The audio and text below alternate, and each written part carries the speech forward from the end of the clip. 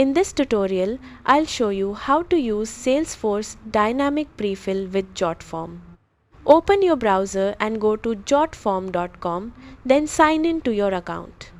From your dashboard, click My Workspace and select My Forms.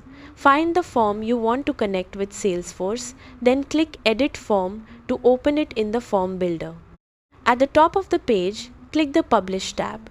In the left-hand menu, select Prefill. Choose Salesforce Dynamic Prefill from the available prefill options.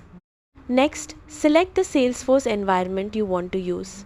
Choose Production if you're connecting to your live Salesforce account or Sandbox if you're testing your setup. Click Continue to proceed. You'll be redirected to the Salesforce login page. Sign in with your Salesforce credentials and authorize Jotform to access your Salesforce account. After the connection is complete, configure the field mappings so the appropriate Salesforce data is automatically populated into your Jotform fields.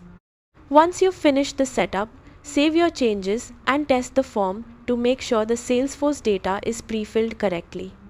That's how to use Salesforce Dynamic Prefill with Jotform. Thanks for watching.